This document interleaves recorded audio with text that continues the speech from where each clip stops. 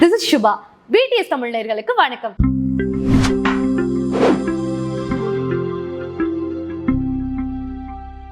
இது BTS தமிழின் business time. ஒரு வீடு கட்டும்போது வீட்டோட இன்டீரியர் லுக் இப்படி இருக்கணும் அப்படி இருக்கணும், என் வீடு 5 ஸ்டார் ஹோட்டல் மாதிரி படு மாசா சூப்பரா இருக்கணும் அப்படின்னு சொல்லி கூகுள்ல நிறைய ரிசர்ச் பண்ணி போட்டோஸ் எல்லாமே டவுன்லோட் பண்ணி பெஸ்ட் ஆர்கிடெக்ட் வச்சு பயங்கரமா அந்த வீட்டை டிசைன் பண்ணுவாங்க.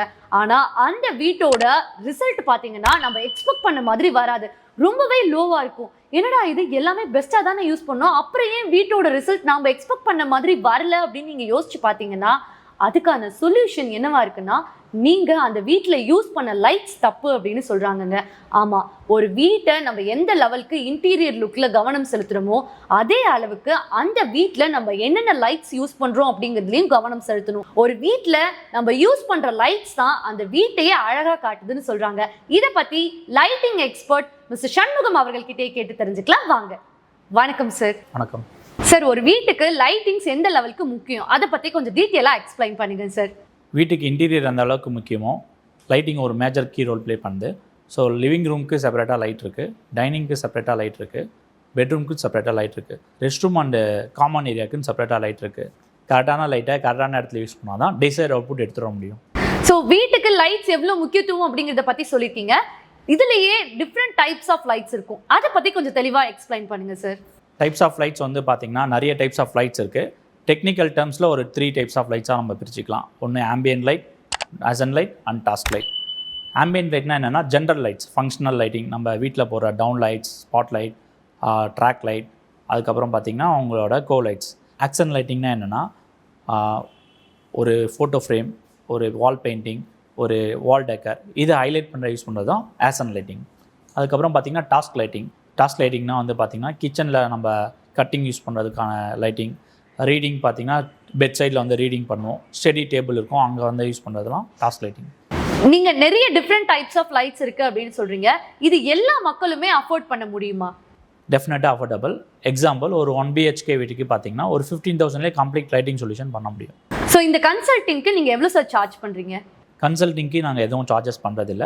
நாங்கள் இதை ஒரு சொல்யூஷனாக தான் வந்து கஸ்டமருக்கு ப்ரொவைட் பண்ணுறோம். இந்த லைட்டிங் இண்டஸ்ட்ரியில் நீங்கள் என்ன மாதிரியான சேலஞ்சஸை ஃபேஸ் பண்ணுறீங்க, அதை பற்றி மக்களுக்கு கொஞ்சம் டீட்டெயிலாக எக்ஸ்பிளைன் பண்ணுங்கள் சார். இப்போ பார்த்தீங்கன்னா மாடர்ன் பீப்புளுக்கு நிறைய மாடர்ன் லைட்டிங் வந்துருச்சு.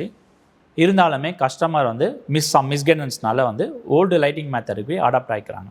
சார், சேலஞ்சஸ் பற்றி இவ்வளோ நேரம் சொன்னீங்க, அதுக்கான சொல்யூஷனும் நீங்களே கொடுத்துட்டிங்கன்னா மக்களுக்கு ரொம்ப யூஸ்ஃபுல்லாக இருக்கும்னு நினைக்கிறேன். கன்ஸ்ட்ரக்ஷன் ஸ்டேஜ்லேயே வந்து லைட்டிங் டிசைன் பண்ணுறது வந்து நல்லது.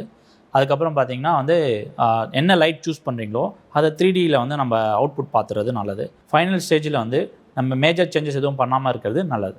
ஒரு லைட்டிங் டிசைனரோட கம்ப்ளீட் ப்ராசஸ் என்ன, இதை பற்றி கொஞ்சம் தெளிவாக சொல்லுங்கள். கஸ்டமர் வந்து அவங்க 2D லேஅவுட் எடுத்துகிட்டு வந்தாங்கன்னா அந்த லேஅவுட்டுக்கு ஏற்ற மாதிரி நம்ம வந்து டிசைன் பண்ணி அதை வந்து கஸ்டமருக்கு நாங்கள் சாம்பிள்ஸ் எல்லாமே என்ன போட போகிறோமோ அந்த சாம்பிள்ஸ் எல்லாமே வந்து லைவாக காமிச்சு அதை வந்து நாங்கள் 3Dயில் வந்து இம்ப்ளிமெண்டேஷன் பண்ணி காமிச்சிருவோம். என்ன சேஞ்சஸ் இருந்தாலுமே 3Dலேயே வந்து நாங்கள் சேஞ்ச் பண்ணி முடிக்கிறதுனால என்ன 100% அக்யூரேசியை நம்ம ரியாலிட்டியில் எடுத்துகிட்டு வர முடியும். அப்பா, லைட்டுக்கு இவ்வளோ விஷயம் இருக்கா? இது தெரியாமல் நாங்கள் பாட்டுக்கு ஒரு கடைக்கு போய் இந்த லைட்ஸ் யூஸ் பண்ணால் நல்லாயிருக்கும், இந்த லைட் அழகாக இருக்குது சார், இந்த லைட் செம்மையாக இருக்குது அப்படின்னு சொல்லி நிறைய லைட்ஸ் வாங்கிட்டு வந்துட்டோம் சார். உங்ககிட்ட பேசினதுக்கு அப்புறம் தான் எந்த மாதிரியான லைட்ஸை எங்கெங்கே யூஸ் பண்ணணும் அப்படிங்கிறத நான் தெரிஞ்சுக்கிட்டேன். மக்களுக்கும் இது ரொம்பவே யூஸ்ஃபுல்லாக இருக்கும்னு நினைக்கிறேன். ஒரு புது வீடு கட்டணும்னா இன்டீரியரை கான்டாக்ட் பண்ணும்போதே லைட்டிங் எக்ஸ்பர்ட்டையும் கான்டாக்ட் பண்ணாதான் அந்த வீடு ரொம்பவே அழகாக ரொம்பவே கலர்ஃபுல்லாக வருங்கிறத நானும் தெரிஞ்சுக்கிட்டேன். ஸோ மக்களே, இந்த வீடியோ மூலமாக நீங்களும் இதை பற்றி தெரிஞ்சிருப்பீங்கன்னு நினைக்கிறேன். இந்த லைட்டிங்ஸ் பற்றி இன்னும் நீங்கள் தெரிஞ்சுக்கணும் அப்படின்னா லைட்டிங் எக்ஸ்பர்ட் மிஸ்டர் சண்முகம் அவர்களை கான்டாக்ட் பண்ணுங்க. அவரோட லிங்க் நாங்கள் பயோவில் கொடுத்துருக்கோம். மக்களே, இந்த வீடியோ உங்களுக்கு ரொம்பவே யூஸ்ஃபுல்லாக இருந்திருக்கும்னு நினைக்கிறேன். இந்த மாதிரி பயனுள்ள தகவல்களுக்கு BTS தமிழை ஃபாலோ பண்ணுங்க, அவங்கள சப்ஸ்கிரைப் பண்ணுங்க.